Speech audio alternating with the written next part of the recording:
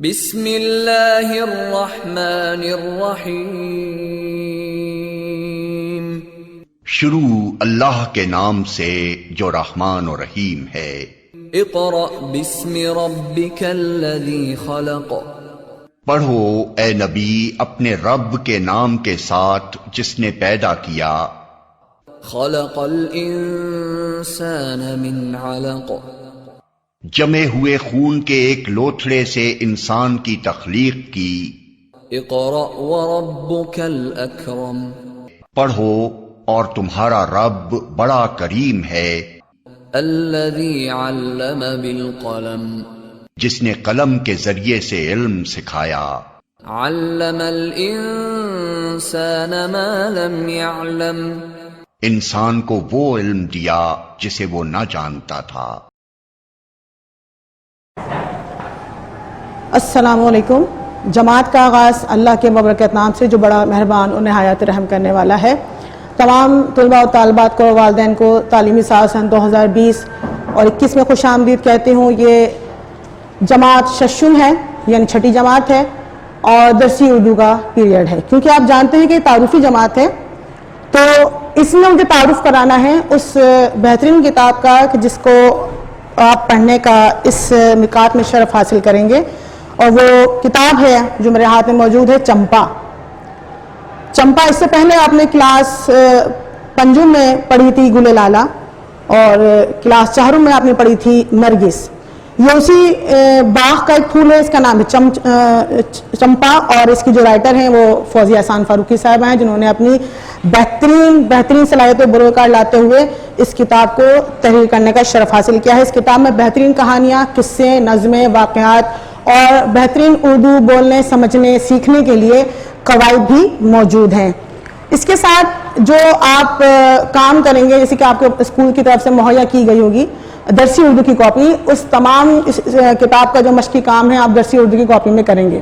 سب سے پہلے آپ کو اپنا کور پیج اور کاپی کا فرسٹ پیج پہ معلومات، اہم معلومات کو آپ نے اپنے والدین کی مدد سے پور کرنا ہے، اس کو حل کر لینا ہے۔ اس کے بعد فہرست ہے، جیسے کہ آپ پہلے بھی جماعتوں میں فہرست تیار کرتے چلے آئے ہیں، یعنی روزمرہ کے کام پر کام کرنے کے بعد آپ اس کام کو مختصراً اس فہرست میں تحریر کرتے ہیں، اور ساتھ ڈیٹ اور صفحہ نمبر بھی، تاریخ اور صفحہ نمبر بھی ڈالتے ہیں۔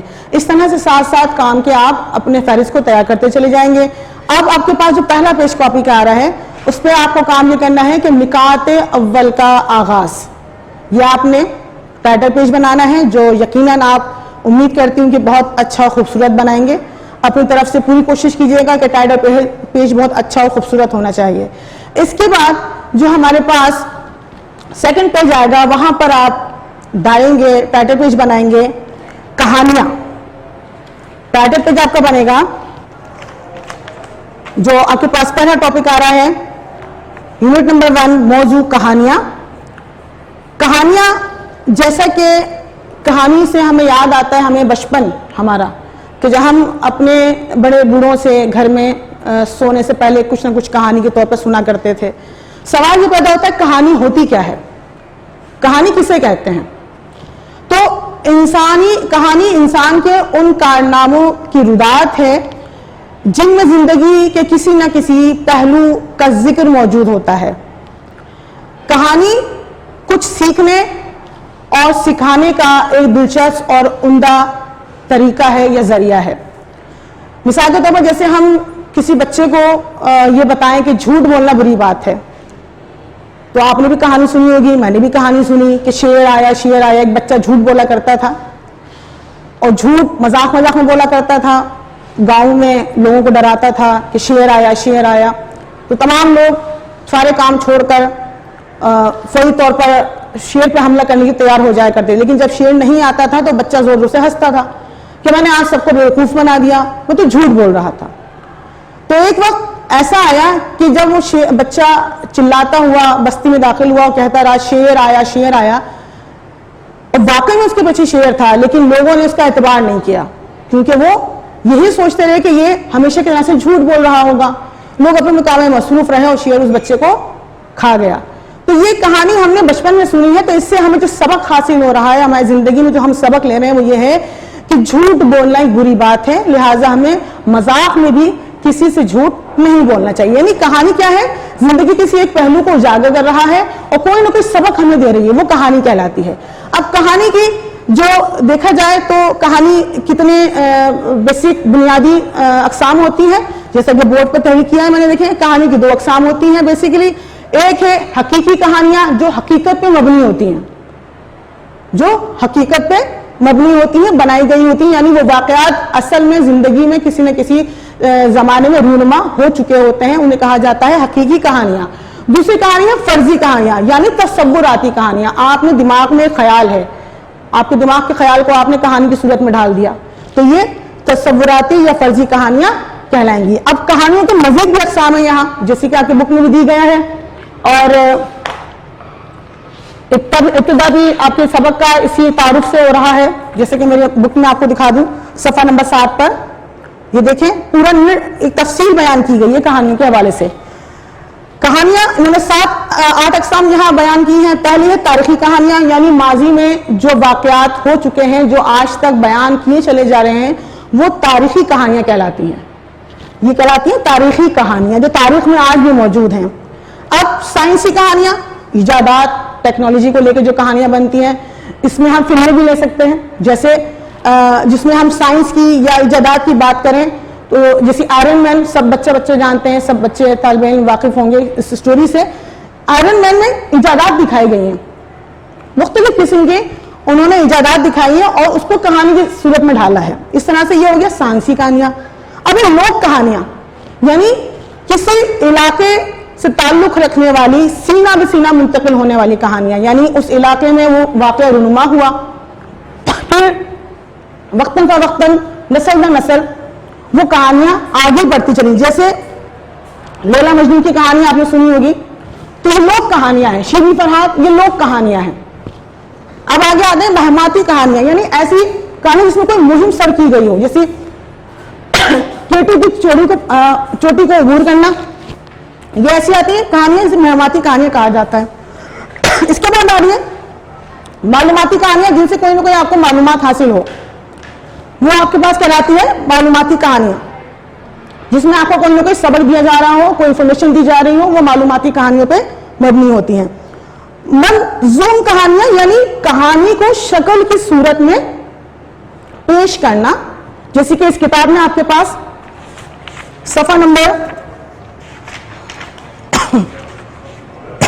17 پر موجود ہے بیٹے کی قربانی. اب یہ واقعہ ہے جناب اسماعیل ابراہیم کا واقعہ، قربانی کے لیے لے کے جا رہے ہیں بیٹے کو، تو یہ نظم کی صورت میں بیان کیا گیا ہے، لکھا گیا ہے، اس لیے اسے ہم کہیں گے منظوم کہانیاں. دو مالائی کہانیاں، یعنی مافوق الفطرت کردار، مثلا دیو، پریاں، یہ اس طرح کی کہانیاں. جیسے کہ آپ نے فلم دیکھی ہوگی بیوٹی اینڈ دا بیسٹ، کہ وہ شہزادہ ہوتا ہے اور وہ شیر کی شکل میں اس کو ایک چڑیل جو ہے وہ بددعا دیتی ہے. تو یہ اس طرح سے ہوتا نہیں ہے، لیکن یہ کہانیاں ہیں، تصوراتی کہانیوں میں اس کو شمار کیا جاتا ہے. آخر میں آ رہے قصص. قصص سے اگر ہم بات کریں تو قرآن مجید سب سے پہلے ہمارے پاس ہاتھ میں موجود ہے، ہمارے گھروں میں. اس میں بہت سارے قصص ہیں، قصے دیے گئے ہیں نبیوں کے. حضرت یوسف کا قصہ ہے، حضرت موسیٰ کا بھی ہے، حضرت لوط کا ہے، حضرت ابراہیم کا ہے، حضرت محمد مصطفیٰ صلی اللہ علیہ وسلم کے قصے اس میں موجود ہے. سب سے بہترین کتاب داستانیں، قصص، حکایتیں، یہ بھی کہانیوں کی ایک قسم ہے. تو یہ آپ کے پاس پہلا جو تعارفی جو کام تھا وہ تھا کہانیوں کے حوالے سے کہ کہانی کیا ہوتی ہے، اس کی اقسام کتنی ہوتی ہے، وہ میں نے آپ کو ڈیٹیل میں بتا دیا. اس کا جو کام ہے وہ آپ صفحہ نمبر یہ آپ کو اسکول سے پرووائڈ کیا گیا ہے، سولوشن نمبر 3 اور 4، پیج نمبر 3 اور 4 پہ اس کا تمام کام موجود ہے. یہاں سے آپ اپنی کاپی میں 7 سال اس کام کو تحریر کرتے چلے جائیں گے. یہ سارا کام آپ کے پاس آ جائے گا. اب اس کے بعد ہم ساتھ ہی ساتھ اس ویڈیو سے، کیونکہ ہمیں پورے ہفتے کو یہاں کور کرنا ہے، لہٰذا اس ہفتے کے بعد، اس دن کے کام کے بعد، کہانی کے بعد آپ کے پاس اس میں آگے جو چیپٹر دیا گیا ہے وہ ہے ایک نبی کا چیپٹر. اور ان کے والد کا چیپٹر آپ کلاس 4 میں پہلے پڑھ چکے ہیں، حضرت داؤد علیہ السلام. یقیناً آپ کو یاد ہوگا ان کے فرزند ہیں جناب سلیمان علیہ السلام. حضرت داؤد علیہ السلام جس سے کہ آپ جانتے ہیں کہ اللہ کے نبی گزرے ہیں اور آپ پر زبور کتاب بھی نازل کی گئی. اسی طرح حضرت سلیمان علیہ السلام بھی ایک بڑے عظیم الشان نبی گزرے ہیں اور ان کی سلطنت ایک بہت بڑے ایریے پر اللہ نے آپ کو حکومت عطا فرمائی. اور آپ کا معاوضہ یہ تھا کہ انسان ہو، جنات ہو، چرند پرند ہو، آپ تمام کی بانیاں بخوبی جانتے تھے. یہاں تک کہ ہوا پر بھی آپ کو اللہ نے آپ کو ہوا کے تابع رکھی تھی، یعنی آپ کے حکم پہ ہوا چلا کرتی تھی. تو حضرت سلیمان کی زندگی سے اس کتاب میں کیا واقعہ لیا گیا ہے وہ ہم پڑھیں گے. لیکن پہلے اس کہانی کے کام کے بعد آپ نے سب سے پہلے ٹائٹل پیج بنانا ہے قصہ سلیمان. قصہ سلیمان کے بعد اب پہلے یہ دیکھ لیتے ہیں، میں یہاں پر وضاحت میں نے چیپٹر کے سامنے کر دی کہ ہمیں کس کا چیپٹر پڑھنا ہے. اب ہم یہاں پر بلند خوانی کریں گے، لہٰذا آپ اپنے گھروں میں کتاب کا صفحہ نمبر 8 سے شروع ہو رہا ہے یہ چیپٹر، لہٰذا میں اس کی اب بلند خوانی کروں گی اور آپ اپنے گھروں میں میرے ساتھ ساتھ پڑھنے کی مشق کیجیے گا. قصہ سلیمان علیہ السلام. ایک چونٹیوں اپنے اپنے ضلع میں داخل ہو جاؤ، ایسا نہ ہو کہ سلیمان کا لشکر تمہیں رون ڈالے اور ان کی خبر تک نہ ہو. ایک ننھی چونٹی نے اپنی ساتھیوں سے کہا. یہ مدھم آواز حضرت سلیمان علیہ السلام نے سنی اور مسکرا دیا اور اللہ کا شکر ادا کیا. حضرت سلیمان اپنے عظیم شان لشکر کے ساتھ وہاں سے گزر رہے تھے.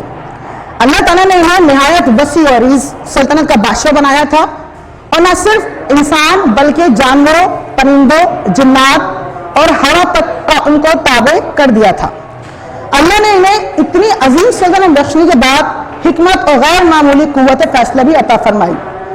حضرت سلیمان علیہ السلام حضرت داؤد کے بیٹے تھے اور 992 قبل مسیح پیدا ہوئے. یعنی قبل مسیح کا مطلب ہوتا ہے حضرت عیسیٰ کی پیدائش سے 992 سال پہلے.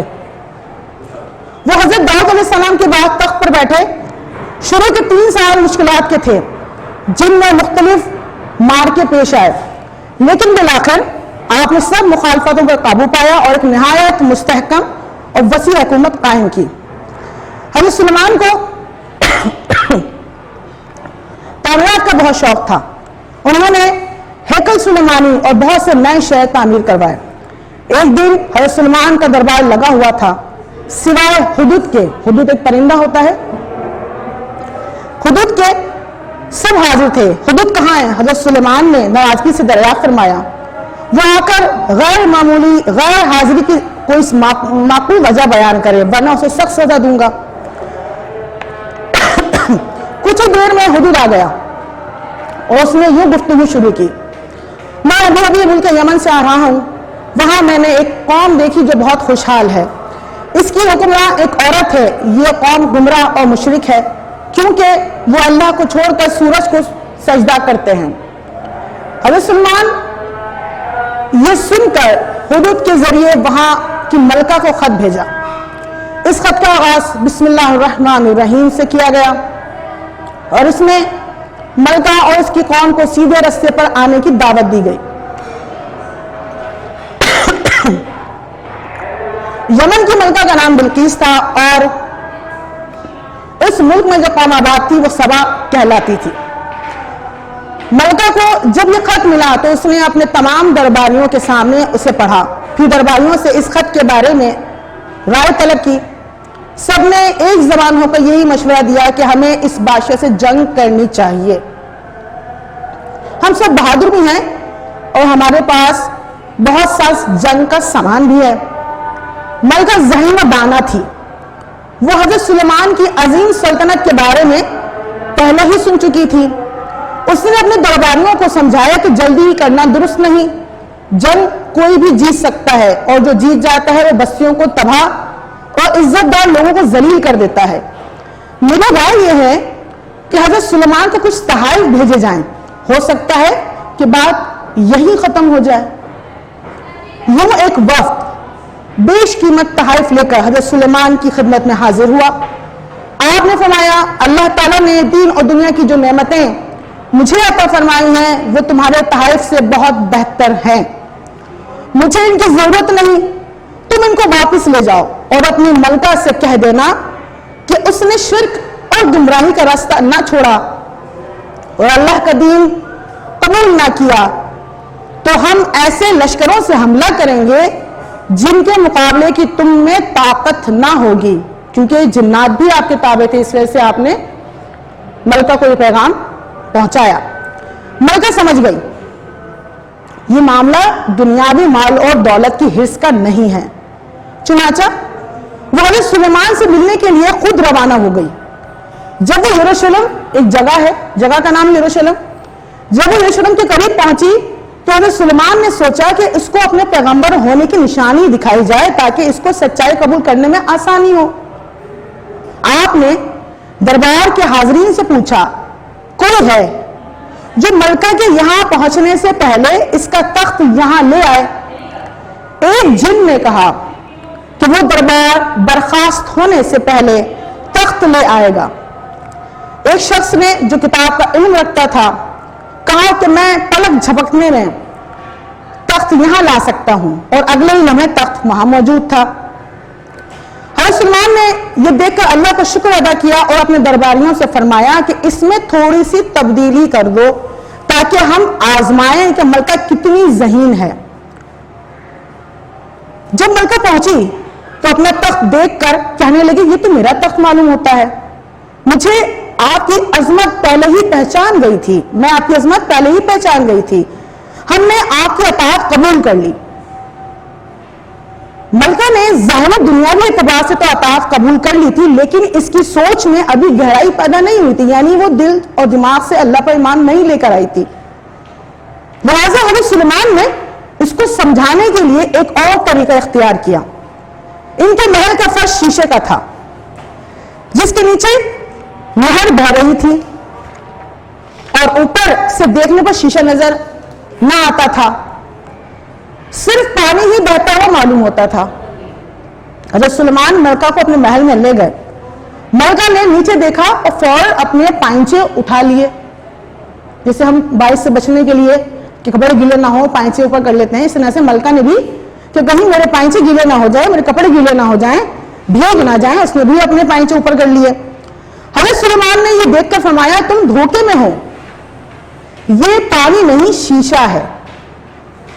ملکہ نے ان کے اس جملے پہ غور کیا تو اس کا ذہن روشن ہو گیا، اس جملے پہ غور کرتے ہی کہ یہ میں دھوکے میں تھی، کہ یہ پانی نہیں ہے، یہ تو شیشہ ہے، یعنی میں ابھی تک میں دھوکے میں تھی۔ وہ سمجھ گئی کہ سورج کو جو سجدہ کرنا بھی ایک دھوکہ ہے، جو ہم سورج کو سجدہ کر رہے ہیں یہ بھی ایک دھوکہ ہے۔ وہ ہستی ہوئے سجدے کے لائق ہے جس نے اس سورج اور تمام کائنات کو بنایا ہے، اور وہ ایمان لے آئی۔ حضرت سلیمان 41 سال تک حکومت کرنے کے بعد 1924 قبل مسیح میں وفات پا گئے۔ وفات کا قصہ بھی بہت عجیب ہے۔ آپ نے جنوں کو ایک نیا شہر تعمیر کرنے کے کام پر معمور کیا۔ یہ کام ابھی نامکمل تھا کہ حضرت سلیمان کا آخری وقت آ گیا۔ آپ اپنی عصا کا سہارا لیے ہوئے تھے اور اسی حالت میں آپ کی وفات ہو گئی۔ سب سمجھتے رہے کہ آپ کام کی نگرانی کر رہے ہیں، یعنی کام دیکھ ریکھ کر رہے ہیں کام کی۔ اصل میں آہستہ آہستہ گن لگنا شروع ہوا۔ ایک دن یہ عصا گن کی وجہ سے ٹوٹ گئی۔ تب جنوں اور تمام مخلوقات کو معلوم ہوا کہ آپ سلیمان علیہ السلام کا انتقال ہو گیا ہے۔ یہ تھا کہ کتاب چمپا میں شامل سبق قصہ سلیمان۔ امید آپ کو سمجھ میں آئے گا، گھر پہ اس کی پڑھنے کی مشق بار کیجیے گا۔ اس کے ساتھ ہی اس کا جو مشقی کام آپ کے پاس دیا گیا ہے وہ ویک نمبر 1 یعنی ہفتہ نمبر 1 سے صفحہ نمبر 4 سے شروع ہو رہا ہے۔ یہاں سے آپ نے تمام الفاظ معنی اپنی کاپی میں تحریر کرنے ہیں۔ اس کے علاوہ جو دوران بلند خوانی مشکل الفاظ آئے ہیں ان کے معنی یہاں میں نے بورڈ پہ تحریر کرے ہیں، جیسے مدھم کے معنی ہیں کم یا ہلکی، کم یا ہلکی۔ عظیم شان لشکر، بہت بڑی شان والا لشکر، بہت بڑی تعداد والا لشکر۔ مارکا یا مارکے، مارکا یا مارکے، مارکے کا مطلب ہوتا ہے جنگ، اگر ایک ہے تو جنگ، اور اگر مارکے کا لفظ آ رہا ہے تو جنگیں، हैकल शान और शौकत, बुलंद कामत। माकूल मुनासिब। दाना, दाना का मतलब है अक्लमंद। वफ्द चंद अफराद पर मुश्तमिल ग्रुप जो कोई पैगाम लेकर हाकिम के पास जाते हैं वो वफ्द कहलाते हैं। मामूल कोई काम सुपुर्द होना। ये है वो अल्फाज मायने जो दौराने बुलंद खानी मुझे लगे कि आपको इसके मायने भी पता चलने चाहिए, लिहाजा आप चाहें तो कॉपी के जो सोल्यूशन में अल्फाज मायने हैं उसके बाद आप इन अल्फाज मायने को भी अपनी कॉपी में तहरीर कर लीजिएगा। इसके बाद आपके पास हफ्ता नंबर 2 में इस सबक से ताल्लुक रखने वाला बाकी मश्की काम जा रहा है, लिहाजा हफ्ता नंबर 2 पे आते हैं। हफ्ता नंबर 2 बरोज पीर, इसके तमाम सवाल जवाब के पास मौजूद हैं। यहां से आप अपनी कॉपी में तमाम सवाल जवाब पढ़ने के बाद पहले पढ़ेंगे, पढ़ने की मशक करेंगे, उसके बाद अपनी कॉपी में तहरीर करेंगे। इसके साथ साथ हम अब थोड़ा सा बताते हैं जो इसमें कवायद शामिल किए गए हैं सबक में। सवाल नंबर 3 आ रहा है, अल्फाज के मुतजाद तहरीर कीजिए। जब आप सवाल जवाब कर लेंगे तो उसके बाद सवाल नंबर 3 आ रहा है सफा नंबर 21 पर, अल्फाज के मुतजाद तहरीर कीजिए। मुतजाद का मतलब होता है, अगर मैं इंग्लिश में आपको बताऊं, अपोजिट, उलट आपको बनाने हैं। अल्फाज जिसे हम कहते हैं छोटे बच्चों को समझाने के लिए, वो आपको बनाने हैं जो आपके पास ऑलरेडी यहाँ पर सोल्यूशन में दिए गए हैं। आपको सिर्फ यहाँ से अपनी कॉपी में मुंतकिल करना है। इसी तरह से कॉलम बनाएंगे और तमाम अल्फाज और मुतजाद अपनी कॉपी में तहरीर कर लेंगे। इसके बाद सवाल नंबर 5 आ रहा है, सिफत और मौसूफ। सिफत खासियत, जिसे आप पहले भी जमात में पढ़ते चले आए हैं। खासियत, अच्छाई, बुराई, तादाद, मिकदार, ये सब सिफत में आता है। किसके बारे में कहा जा रहा है वो मौसूफ कहलाता है। यहां पर आपको सिर्फ 4-5 अल्फाज दिए गए हैं जिसमें आपको कहीं मौसूफ लिखना है, कहीं सिफत लिखना है। तो ये भी पूरा आपके पास हलशुदा सोल्यूशन में मौजूद है। आप यहां सफा नंबर 21 से अपनी कॉपी में तहरीर करेंगे। उसके बाद आ रहे हैं सबक से वाबस्ता जुमले, अल्फाज जुमले। जुमले इस तरह से आप अपनी कॉपी में तहरीर करते चले आए हैं, इसी तरह से यहां से आप भी जुमलों को अपनी कॉपी में तहरीर कर देंगे। इसके बाद सफा नंबर 23 पर उन्वान आपके पास आ रहा है कवायद। अब आपका काम है, टाइटल पेज बनाएंगे, कवायद, उन्वान आएगा कवायद, हफ्ता नंबर 2। कवायद क्या है, सबसे पहले जानना जरूरी है कवायद होते क्या हैं। जैसे कि मैंने यहां बोर्ड पे लिखे है कवायद की तारीफ। हर जबान के कुछ उसूल और कवानीन होते हैं जिनसे इस जबान को सही तौर पर सीखा और समझा जा सकता है। उर्दू जबान के भी कुछ उसूल हैं जिन्हें कवायद कहा जाता है। ये बहुत सिंपल सी, किसी भी लैंग्वेज को, जबान को समझने के लिए उस जबान में मौजूद उसूल और कवायद पर अमल करना पड़ता है, तभी जाकर आप उसमें बहुत ज्यादा उबूर हासिल करते हैं जबान के बोलने और समझने और लिखने में। लिहाजा कवायद की ये मुख्तसरन तारीफ थी, ये आप तारीफ अपनी कॉपी में लिखेंगे। उसके बाद सबसे पहला काम जो इस पेज पे आ रहा है वो है के और के का इस्तेमाल।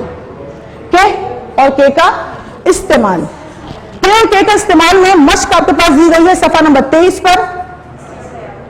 के कब इस्तेमाल किया जाता है, ये जमात चाहरुम नरगिस किताब में आपको सिखाया जा चुका है कि जब कह आता है तो कह का जो हम लफ्ज इस्तेमाल करते हैं वो दो जुमलों को आपस में मिलाने के लिए हम कह को इस्तेमाल करते हैं, ताकि हमारे जुमले में बात मुकम्मल हो जाए और वो जुमला बेरब्त महसूस ना हो, तो हम के इस्तेमाल करते हैं। जबकि दूसरा वाला के, यानी के बड़ी ये वाला के जो है वो किसी भी चीज के ताल्लुक को जाहिर करता है। मिसाल के तौर पर पहले वाले के की मिसाल दूं आपको, अम्मी ने कहा था के, अब मैंने यहां जुमले को बनाने के लिए के का इस्तेमाल किया। अम्मी ने कहा था कि घर जल्दी आना, जुमला, दो जुमले आपस में मिलाने के लिए हमने इस वाले के का इस्तेमाल किया। अब दूसरे के की मिसाल में दूं, ये कपड़े अब्बू के हैं। भाई अब ये चीज की वाबस्तगी को जाहिर करने के लिए इस्तेमाल किया जा रहा है कि भाई ये जो कपड़े हैं वो किसके हैं, तो आप बता रहे हैं भाई ये कपड़े अब्बू के हैं। तो ये आपको मैंने सिंपल, बहुत ही सिंपल तरीके से के और के का इस्तेमाल बता दिया। मश्क आपके पास सॉल्व हलशुदा पेज नंबर 23 पर सोल्यूशन में मौजूद है, यहां से आप अपनी कॉपी में तहरीर करेंगे। यहाँ पूरा मश्क आपके पास सॉल्व दिया गया है, सिंपल आप पढ़ते चले जाएंगे, लेकिन पढ़ने की मश्क करेंगे ताकि आपको पढ़ने में भी उबूर हासिल हो सके। ये पढ़ने के बाद अब आपके नंबर 4 आ रहा है जो है तस्कीर और तानीस। तस्कीर और तानीस ये हम पहले भी बहुत दफा बचपन से ले आ रहे हैं, जिसे हम आम अल्फाज में कहते हैं मुज़क्कर और मुअन्नस। लेकिन क्योंकि अब आपका स्टैंडर्ड बड़ा हो गया है, आप बड़ी क्लास में आ गए हैं, लिहाजा अब आप थोड़े से बड़े अल्फाज भी सीखेंगे। तो यहाँ पर जो लफ्ज इस्तेमाल किया है मुज़क्कर मुअन्नस की, वो है तस्कीर और तानीस।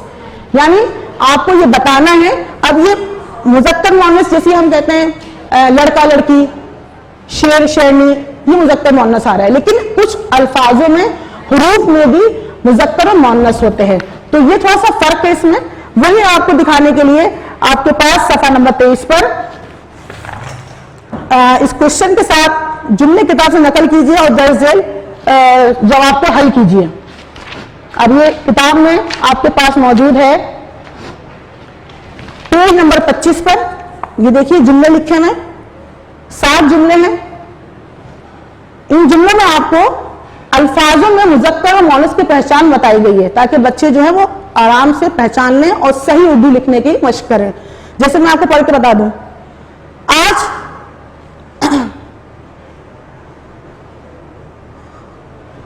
खाक रोड में झाड़ू नहीं डैश। अब हमने 2 आपको अल्फाज बना के दिए हैं, एक है दी, एक है दिया। अब हम आम अल्फाज में ये नहीं बोलते कि तुमने झाड़ू दिया। दिया एक मुज़क्कर में आता है, दिया एक मुज़क्कर लफ्ज है, जबकि दी जो है वो मुअन्नस लफ्ज है। लिहाजा आपने यहां पर लिखा क्या, आज खाक रोड में झाड़ू नहीं दी। इस तरह से अल्फाजों को आपको समझाने के लिए मैंने यहाँ तस्कीर और तानीस के लफ्ज इस्तेमाल किया है, यानी अल्फाजों के जरिए बताया जा रहा है कि ये मुज़क्कर है या मुअन्नस। आपको यहाँ खाली जगह में किसको पूर्ण करना चाहिए। दूसरी खाली जगह आ रही है 10 रुपए डैश प्याज दे दो। और हम ये नहीं बोलेंगे 10 रुपए का प्याज दे दो, का मुज़क्कर है, जबकि प्याज क्या है, मुअन्नस है। तो लिहाजा हमने मुअन्नस को ही आगे हल करना है। हम यहाँ लिखेंगे 10 रुपए की प्याज दे दो। ये तमाम मश्क साथ के साथ जुमलों के जवाब आपके पास सॉल्यूशन में सफा नंबर 23 पे मौजूद है। यहां से आप इसको देखते हुए पहले बुक में सॉल्व कर लीजिए और बुक से फिर अपनी कॉपी में तहरीर कर लीजिएगा। इसके बाद आ रहे हैं गलत जुमलों। सवाल नंबर 5 है, गलत जुमलों की तस्हीह कीजिए। तस्हीह का मतलब होता है सही करना, सही करना या सही से लिखना, यानी जुमले गलत हैं और आपको सही से लिखना है। किस तरह से, जैसे उन्होंने यहां दिया पहला जुमला, कल यौमे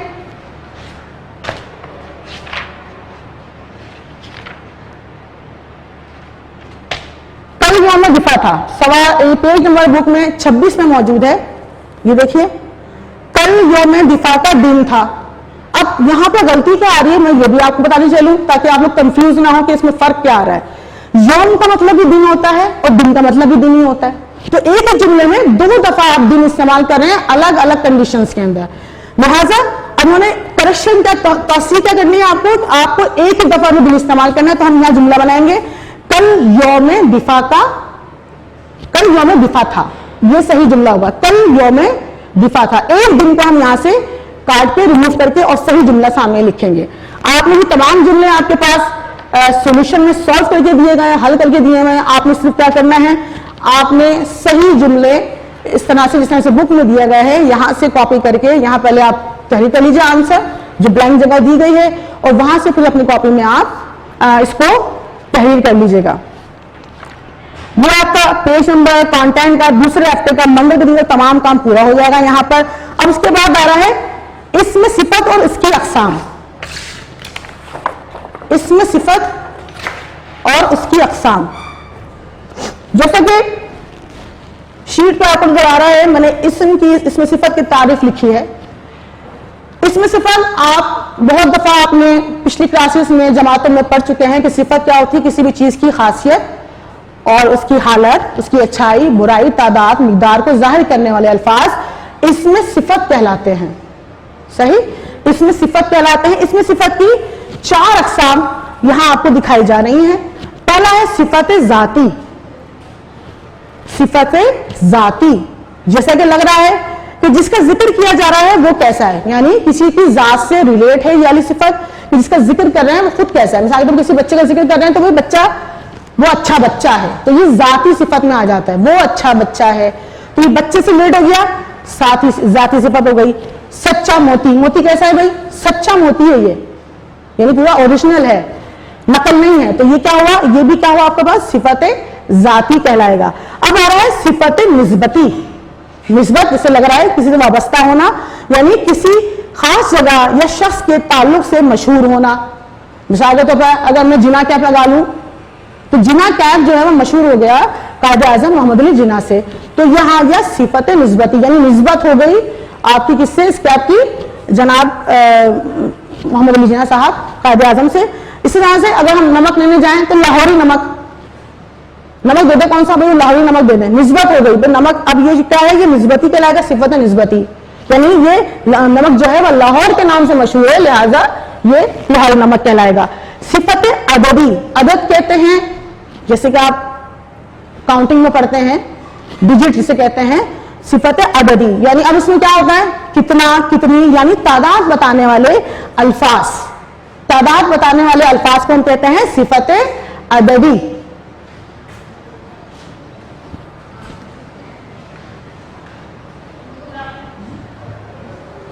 صفت عددی، کتنا، کتنی، یعنی تعداد بتانے والے الفاظ کو صفت عددی کہا جاتا ہے۔ مثلا جیسے ہم قرآن کے بتائیں، قرآن میں کتنے پارے ہیں؟ قرآن میں 30 پارے ہیں، 30، اب عدد آ رہا ہے تو یہاں پہ کیا ہو جائے گا؟ یہ صفت عددی کہلائے گا۔ بھائی اسکول میں فنکشن ہوا، کتنے لوگ تھے؟ بھائی ہزاروں لوگ تھے، ہزاروں، یہ بھی اب تعداد کو ظاہر کر رہا ہے، تو لہٰذا یہاں اس کو کیا بولیں گے کہ یہ صفت عددی ہے۔ اسی طرح سے اب جو لاچوتی صفت آ رہی ہے وہ ہے صفت مقداری۔ صفت مقدار جسے پتہ چل رہا ہے کہ یہ کوانٹٹی کو ظاہر کر رہا ہے، ایسے الفاظ جو مقدار کو ظاہر کریں وہ صفت مقداری کہلاتے ہیں۔ مثلا زیادہ پانی، جیسے کہ بک میں دیا گیا آپ کے، وہ زیادہ پانی، 1 کلو چاول، آدھا کلو گھی، اس طرح سے یہ آپ کے پاس آ جائے گا صفت مقداری۔ اچھا، اس صفت سے ریلیٹ تمام کام جو ایکسرسائز مشق کا کام ہے وہ آپ کے پاس اسکول سے پرووائڈ کیے گئے سولوشن میں صفحہ نمبر 22 پر موجود ہے۔ صفحہ نمبر 22 پر آپ کو دیا گیا ہے، تو یہاں سے آپ تمام کام پہلے پڑھیں گے، سمجھیں گے، سمجھنے کے بعد اپنی کاپی میں تحریر کریں گے۔ مثال کے طور پر صفتوں کے بارے میں بتانے کے بعد انہوں نے سوال کیا پہلے کہ اس میں صفت اور اس کی اقسام تحریر کریں، تو آپ کا سوال جواب پورا تحریر ہوا ہے، یہاں سے آپ اپنی کاپی میں سوال جواب آفٹر یعنی ٹائٹل پیج بنانے کے بعد آپ نے سوال جواب کو تحریر کرنا ہے۔ اس کے بعد سوال نمبر 7 یہاں پہ آ رہا ہے، جملوں میں استعمال ہونے والی اقسام صفت کے نیچے لکیر ڈرا کرنی ہے، لکیر کھینچنی ہے، یعنی خط کشید کرنا ہے آپ کو اس کو پہلے، اور اس کے بعد ان کا نام بھی لکھنا ہے کہ یہ کون سی صفت ہے، آیا یہ صفت ذاتی ہے، آیا نسبتی ہے، آیا عددی ہے، یہ آیا مقداری ہے۔ لہذا یہاں پہ جملے دیے گئے ہیں آپ کو، جیسے 7 گز کپڑا، پہلے تو آپ کو کیا کرنا ہے؟ پہلے آپ کو یہاں بتانا ہے، جملے آپ کے پاس دیے گئے ہیں بک میں صفحہ نمبر 26-27 پر، میں نے بازار سے 7 گز کپڑا لیا، اور انہوں نے آپ کے پاس سولوشن میں تمام کام آپ کو بالکل سالو کر کے دیا گیا ہے، آپ نے چوز بھی کر لیا کہ اس میں صفت کیا ہے، آپ نے صفت یہاں دیکھیں پوائنٹر میں دیے ہیں، الگ دیا میں ہے 7 گز کپڑا، بتا دیا کہ یہ صفت کو یہ الفاظ ظاہر کر رہے ہیں۔ اب وہ ہے کون سی، قسم کون سی ہے، یہ بتانے کے لیے آپ کو سامنے لکھنا بھی ہے، تو 7 گز کپڑا، 7 گز ایک کاؤنٹر دیا جا رہا ہے آپ کو، لہٰذا آپ کو بتا رہا ہے عدد دیا جا رہا ہے، تو یہاں پہ کون سا آ جائے گا؟ یہ صفت ہے عددی۔ اس طرح سے آپ نے بریکٹ میں جیسے کہ سولوشن میں دیا گیا ہے کام، سیم اسی طرح سے آپ نے اپنی کاپی میں تحریر کرنا ہے، تو یہ ہو جائے گا آپ کے پاس کوشچن نمبر 7 کا پورا آنسر سالو ہو جائے گا۔ اس کے بعد آ رہے ہیں جملے، جیسے کہ بک نمبر پیج نمبر 27 پر آپ کے پاس اسی سے ریلیٹ جملے دیے گئے ہیں، 4 جملے ہیں جس میں صفت ذاتی، نسبتی، عددی اور مقداری کے لے کر ایک ایک لفظ آپ کو لکھنا ہے اور اسی کے جملے میں بنانے ہیں۔ یہ بھی آپ کے پاس پورا سالو کر کے دیا گیا ہے سولوشن پیج نمبر 22 کے اوپر، دیکھیں چاروں صفتوں کی اقسام آ رہی ہیں اور ساتھ ہی ساتھ ان کے الفاظ دیے گئے ہیں، آگے الفاظ ہونے کے بعد انہی الفاظوں کو لے کر جملہ بھی بنایا گیا ہے۔ یہ سمپل اقسام صفت الفاظ و جملے آپ کے پاس اپنی کاپی میں تحریر کیجیے گا۔ اس کے بعد سوال نمبر 9 آ رہا ہے، عربے قاعدے سے جمع بنائیں۔ کتاب کے صفحہ نمبر 28 پر یہ کام موجود ہے، میں آپ کو دونوں کام دکھا رہی ہوں, جو بک میں ہے وہ پیج نمبر بھی بتا رہی ہوں, جو سولوشن میں وہ بھی بتا رہی ہوں. سولوشن میں آپ کے پاس 22 پر ہے, صفحہ نمبر 22 پر دیا گیا ہے سولوشن میں, جبکہ بک میں صفحہ نمبر 28 پر یہ کام موجود ہے. عربی قاعدے سے جمع بنانا, جیسے میں پڑھ کے بتا دیتی ہوں آپ کو. پہلا کالم میں دیا ہے اثر, تو جمع بنائی ہم نے آثار, جمع بن گیا لفظ. جسم اجسام, حکم احکام, خبر اخبار, قسم اقسام, شجر اشجار, اصل اصول, امر امور, حرف حروف, رقم رقوم, ظرف ظروف, وجہ وجوہات, احمق حکم احمق حمقہ, ادیب ادبا, امیر امرا, جاہل جہلا, خلیفہ خلفا, شہید شہدا. اسی طرح سے اب انہیں کالم نمبر 4 5 6 بھی یہاں دیے گئے ہیں. یہاں بھی الگ الگ طریقے سے آپ نے عربی قاعدے سے جمع بنانی ہے, جیسے تاجر تجار, حاجی حجاج, حاکم حکام, کافر کفار, مجلس مجالس, محفل محافل, مدرسہ مدارس, مقصد مقاصد, جرم جرائم, وسیلہ وسائل, وظیفہ وظائف, شرط شرائط. اب یہ جب کام اب اپنی کاپی میں اسی طرح سے کالم بنا کر عربی قاعدے سے جمع بنانا یڈنگ ڈالیں گے اور جمع بنا دیں گے کالم بنا کر. اس کے بعد انہی کو لے کر آپ نے جہاں بلینک ہے وہاں پر اس کی جمع بھی بنانی ہے, یعنی واحد ہے تو جمع بنائیں گے, اور جمع بنانے کے بعد اس کو جملے میں بھی استعمال کرنا ہے. یہ کام آپ کے پاس بک میں صفحہ نمبر 28 پہ موجود ہے, اور سولوشن میں آپ کے پاس یہ تمام کام حل کی صورت میں صفحہ نمبر 22 پر سب سے آخر میں دیا گیا ہے. یہ دیکھیں آپ سب سے آخر میں موجود ہیں, الفاظ بھی بنے ہوئے ہیں, واحد کی جمع بھی بنی ہوئی ہے, اور جمع بنانے کے بعد انہیں اس کے جملے بھی آپ کو بنا کر دکھائے ہیں. سمپل آپ کو یہ پڑھنا ہے, پڑھنے کے بعد سمجھنے کے بعد اپنی کاپی میں اس کام کو تحریر کرنا ہے.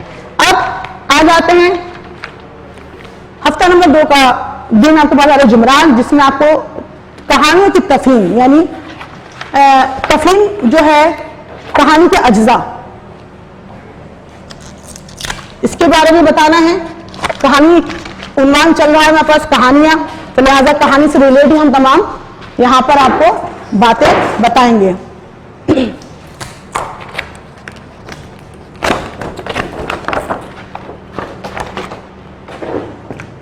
کہانی کے اجزاء. تفہیم, جیسا کہ میں نے کلاس 4 میں آپ کو بتایا تھا, تفہیم کا مطلب ہوتا ہے سمجھنا. اور سمجھنا کیا ہے؟ کہانی کے اجزاء. مثال کے طور پر کسی بھی چیز کو بنانے کے لیے آپ کو کچھ مختلف چیزوں کی ضرورت پڑتی ہے. مثال کے طور پر اگر ہمیں چائے بنانی ہے تو چائے بنانے کے لیے اس کی اجزاء کی ضرورت پڑے گی. ہمیں دودھ بھی چاہیے, ہمیں پتی بھی چاہیے, ہمیں چینی بھی چاہیے. تو لہٰذا یہ جب سب چیزیں ملیں گی تو پھر ہمارے پاس کیا آئے گی, اصل میں چائے بن کے آ جائے گی. تو یہ چائے اب سنگل ایک چیز سے خالی دودھ ہو چائے نہیں بن سکتی, اگر خالی پتی ہو چائے نہیں بن سکتی. لہٰذا ہمیں ان تمام چیزوں کو ملانے کے بعد جو ملاپ سامنے آئے گا وہ چائے کہلائے گی. لہٰذا یہاں پر آپ کو بتایا جا رہا ہے, سمجھایا جا رہا ہے کہ کہانی کے اجزاء کیا ہوتے ہیں, کہانی کن کن چیزوں سے مل کر بنتی ہے. تو پہلا یہاں پہ آ رہا ہے عنوان, ٹاپک, عنوان. یعنی کہانی کا آپ نے دیکھا ہوگا ہر کہانی کا, ہر فلم کا اپنا ایک نام ہوتا ہے. اسی طرح سے ہر کہانی کا نام ہوتا ہے. کہانی کا نام جو کسی کردار, واقع یا مرکزی خیال میں مبنی ہو سکتا ہے, مثلا چچا افلاطون, حادثہ وغیرہ وغیرہ. تو یہ کیا ہے, کسی بھی کہانی کو لکھنے سے پہلے آپ کو ہمیشہ اس کا نام پہلے سوچ لینا ہے کہ ہم یہ کہانی کس طرح سے کس عنوان کو لکھ رہے ہیں. ٹھیک ہے. اس کے بعد آ رہا ہے پس منظر, یعنی ہر کہانی کے پیچھے بیک گراؤنڈ ہوتا ہے اس کا. پس منظر کیا ہے, کہانی کے واقعات کب اور کہاں وقت پذیر ہوا, یعنی کس جگہ پر دنیا میں, کس علاقے میں, کس ملک میں, کس شہر میں وہ کہانی وہ واقعہ روح پذیر ہوا, یعنی کہاں پر یہ رونما ہوا ہے. لہٰذا اس جگہ کا آپ نے نام لکھنا ہوتا ہے, اس جگہ کے بارے میں بتانا ہوتا ہے. کب ہوا, زمان حال, یعنی ماضی میں ہوا, مستقبل میں ہوا یا حال میں ہوا. زمان حال آتا ہے اس میں. کہاں ہوا, مطلب آیا بستی تھی, جنگل تھا, ویران تھا, بیابان تھا, کیا تھا. لہٰذا یہ تمام چیزیں کس میں آ جاتا ہے, پس منظر میں آ جاتا ہے. یہ آپ نے تمام شو کرنا ہے, بتاتے ہیں. اس کے بعد آتا ہے نقطہ نظر, پوائنٹ آف ویو کیا ہے, پوائنٹ آف ویو کیا ہے آپ کا. کہانی کس کے زمانے میں بیان کی جا رہی ہے, اب اس میں بھی 3 لوگ آتے ہیں. مصنف اپنی زبانی بیان کر رہے ہیں, یعنی جو لکھنے والا ہے وہ اپنی زبانی بیان کر رہا ہے کہانی. دوسرا کسی راوی یعنی اندیکھا بیان کرنے والا, وہ صرف بیان کر رہا ہے لیکن کون بیان کر رہا ہے آپ کو یہ پتا نہیں ہوتا, اسے کہا جاتا ہے راوی. ٹھیک. آپ کہانی کے کسی کردار کی زبان میں, یعنی آیا جو فلم آپ بنا رہے ہیں, جو کہانی سٹوری آپ لکھ رہے ہیں, اسی میں سے کوئی کردار بیان کر رہا ہے. تو یہ 3 اس میں آپ کے پاس پوائنٹ آتے ہیں. ان تینوں میں سے کون کہانی بیان کر رہا ہے یہ آپ کو بتانا, چوز کرنا ہوتا ہے. اس کے بعد ہے کردار. ہر فلم میں, ہر ڈرامے میں, ہر چھوٹے موٹے آپ جو ٹیبلو بھی کرتے ہیں اس میں بھی کچھ کردار ہوتے ہیں, کریکٹرز ہوتے ہیں. ٹھیک ہے نا. اسی طرح کہانی میں بھی کریکٹرز ہوتے ہیں. وہ کریکٹر الگ الگ طرح کے ہو سکتے ہیں, انسان ہو سکتے ہیں, جانور, بے جان چیزیں, مثلاً سورج, چاند, دیو مالائی, یعنی تصوراتی, مثلاً دیو پریوں والی کہانیاں جو آپ پڑھتے چلے آ رہے ہیں, ان میں بھی کردار ہوتے ہیں. تو کردار کا ہونا, ایکٹ کون کر رہا ہے, کون وہ ڈائلاگس بولے گا, تو اس کے لیے آپ کو کردار بھی چوز کرنے پڑتے ہیں. لہٰذا یہاں پر جو چوتھا پوائنٹ آ رہا ہے وہ ہے کردار. کردار کے بعد ہے خاکہ. واقعات کی ترتیب, یعنی آغاز کیسے ہوگا, مسئلہ کیا ہمیں اس میں بیان کرنا ہے, اور اس مسئلے کا حل بھی دینا ہے. آخر میں مسئلے کا حل بھی دیتے ہیں, اور حل کرنے کے بعد اس کا انجام, کہ آخر میں نتیجہ نکلا کیا. صحیح. تو یہ ہے خاکے کے یہ 4 مسئلے آ جاتے ہیں, 4 پوائنٹ آ جاتے ہیں. پہلے کا آغاز, جیسے میں نے یہاں بتایا, واقعہ ترتیب کیسے دیں گے جی. کبے کے پاس پنیر ہے, کبے کے پاس پنیر ہے, مسئلہ کیا ہے, لومڑی بھوکی ہے. مسئلہ کیا ہے بھائی, پنیر کبے کے پاس ہے اور لومڑی کیا ہے, بھوکی ہے. حل کیا ہوگا, وہ کوے کی جھوٹی تعریف کرتی ہے, کوہ بیوقوف بن کر منہ کھول دیتا ہے. انجام کیا ہوتا ہے جی, لومڑی کامیاب ہو جاتی ہے, یعنی لومڑی کا جو ہے وہ پیٹ بھر جاتا ہے, اس سے کوے کا جو پنیر کا ٹکڑا ہوتا ہے وہ مل جاتا ہے. تو یہ کیا ہوتا ہے, کہانی کا انجام ہوتا ہے. اسی طرح سے ہمارا نقطہ عروج, جسے ہم کلائمیکس بھی کہتے ہیں, جو ہر سٹوری میں بہت اہمیت رکھتا ہے. کلائمیکس کیا ہے بھائی, نقطہ عروج. کہانی کا سب سے اہم حصہ جسے کلائمیکس بھی کہتے ہیں, یہ کہانی کے شروع میں آ سکتا ہے, یا درمیان میں آ سکتا ہے, یا آخر میں بھی آ سکتا ہے. صحیح. آخری جس کا ہو رہا ہے وہ ہے مرکزی خیال. وہ کیا ہے, مرکزی خیال.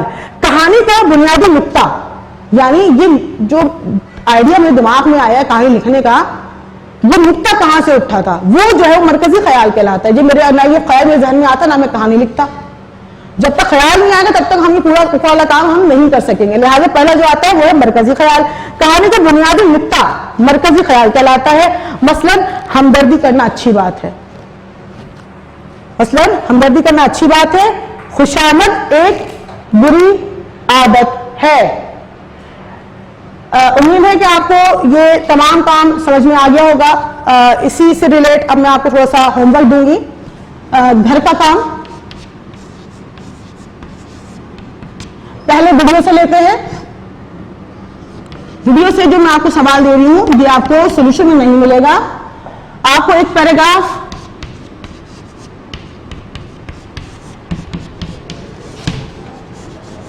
حضرت سلیمان علیہ السلام کی زندگی پر تحریر کرنا ہے.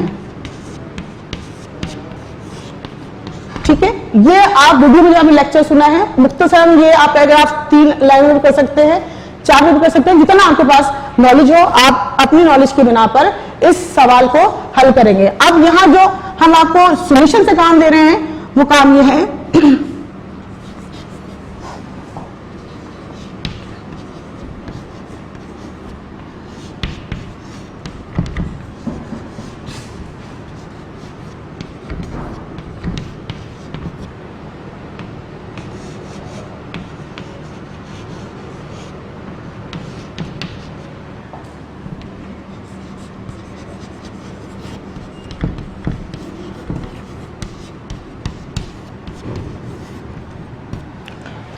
تمام کام آپ نے سولوشن کا اپنی کاپی میں تحریر کرنا ہے. تحریر کرنے کے بعد جو آپ کو ڈائیوری جاری ہے سولوشن سے وہ یہ ہے کہ قصہ سلیمان علیہ السلام کا مشقی کام, یعنی اس کے الفاظ معنی, اس کے سوال جواب, اس کے جملے وہ آپ کو یاد کرنے ہیں. امید ہے کہ آج کی تدریس آپ کو سمجھ میں آ گئی ہوگی اور انشاءاللہ اگلی کلاس تک کے لیے اجازت دیجیے گا.